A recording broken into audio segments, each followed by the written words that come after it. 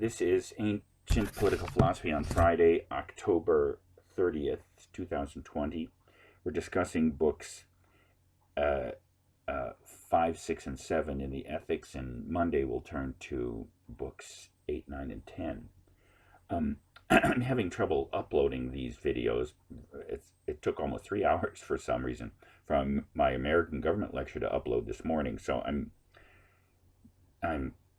trying to figure out what's going on, and what I'll probably do is divide this lecture into several parts so that it takes each part less to upload. We'll see how this goes.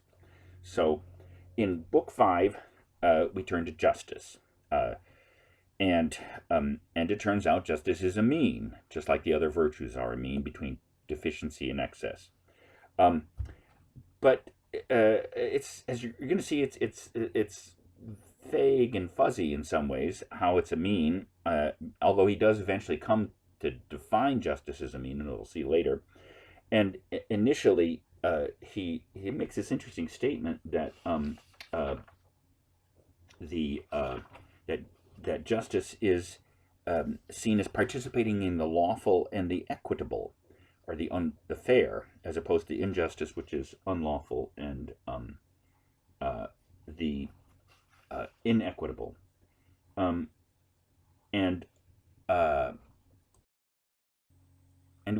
we should note that, as I point out, when we come to this discussion of justice as lawful and the equitable, that Sachs points out in his note on page 82, on note 103, lawful is being used in the sense specified at 1129b, 1925, meaning what is accord with proper legislation. Laws may, of course, be made thoughtlessly or tyrannically.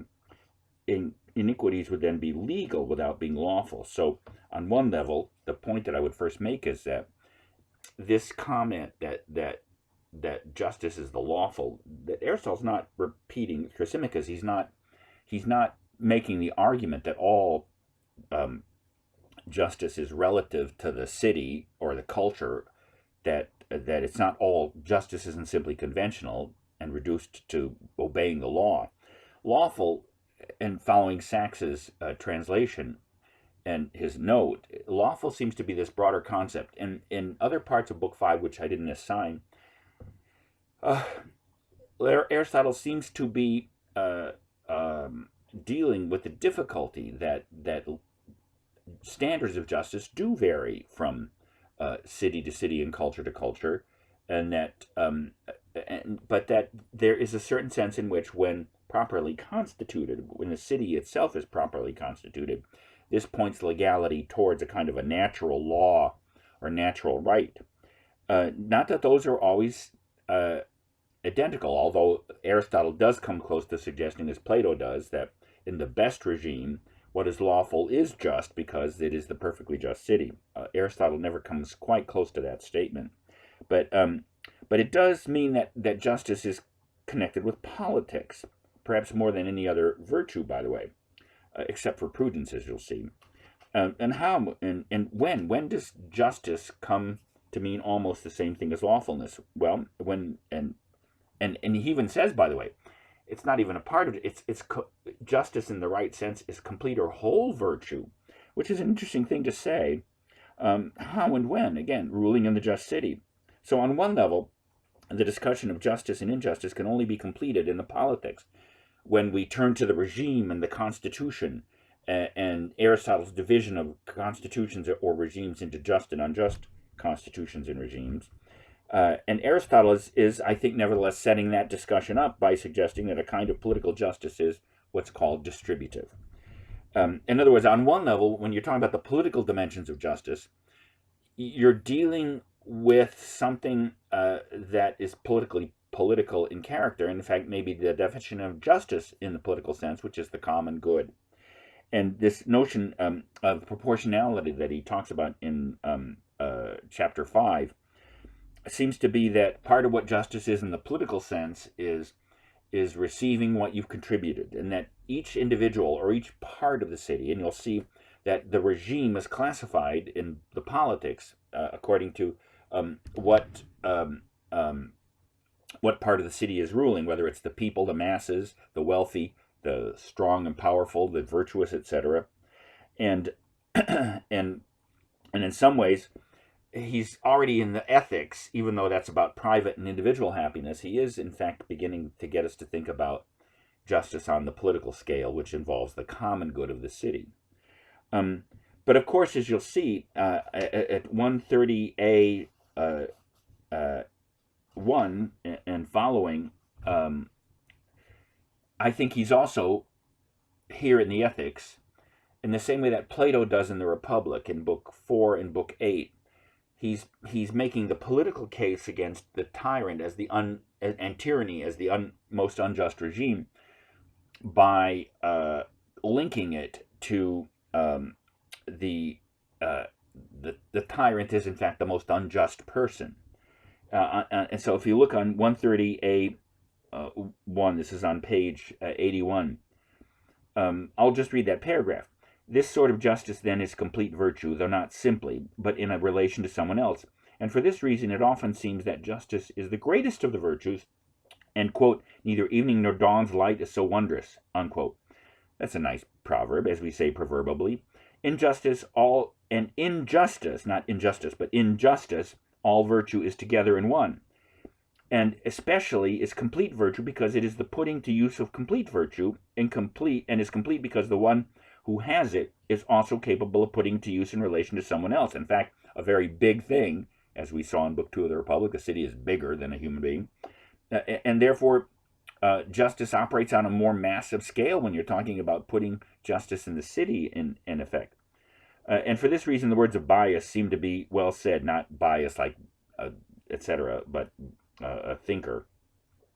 That ruling well reveals a man, since one who rules is involved with someone else and within a community from the start. But for this same reason, justice alone among the virtues seems to be someone else's good, because it is in relation to someone else. For one does things that are advantageous to another person, either to one who rules or to one who partakes in the community.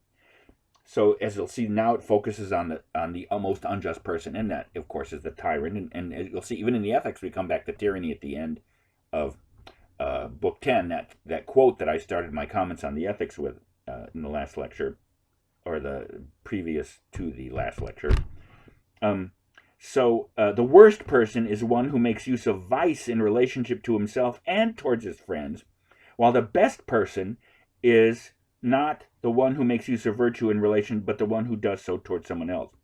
And so this is a difficult task. So in establishing justice on the political scale as the complete virtue, he also then sets up the idea that the tyrant is, again, the most unjust person who uses the city for his own purposes.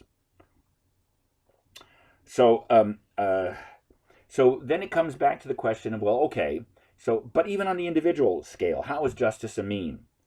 And again, it's not quite accurate to say that that justice is, when I say in my notes that justice is still under C, that justice is still a personal or individual matter, because it can't simply be a personal matter. And this will be confirmed at the end of Book 5 when he raises the question, can you be unjust to yourself?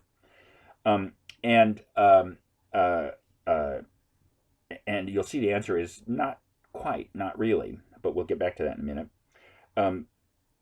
Because unlike temperance and courage, or moderation and courage, which, as I said in the previous lecture, is you can demonstrate those virtues even if you're living alone on an island and it's just you, because even just to survive as a human being requires you to control the lower irrational elements of the soul. But it seems, at least with justice, you need at least one other person around, of course, and on the grandest scale, as we just saw, a city. But and so what does it mean? What is it? How is it a mean? And it's a mean in relationship with others. It's a mean with respect to claiming money and honor and other things between what is good for you and another. So what he seems to suggest is the mean that constitutes the virtue of justice is the middle point between benefiting yourself and others. And a disposition in the soul to choose that, to be sure, rather imprecise mean. And I think it's harder to define this mean because it's situational. It depends on on the issues between you and another human being or a group of human beings. And it almost seems, for some reason, this strikes me as a composite of temperance, where you're restraining your own desires, or not restraining, I want to make that distinction when we come back to Book 7, but you're tempering your own desires, and greatness of soul, where you're claiming the honor that you deserve. So it's almost as if those two virtues, one in relationship to the soul to its own body, temperance, and magnanimity or greatness of soul, which again almost points to that middle point between you claim the honor that you deserve and you don't claim more honor than you deserve. That justice, in this sense, this mean of balancing what's good for you and the other, is a combination of these other virtues. And so Book 5 then ends with the question: can you be unjust to yourself? And if you look at this, is on page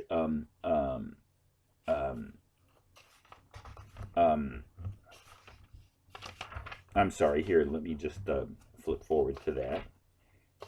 It's on page 101, and this is 1138A 20 following.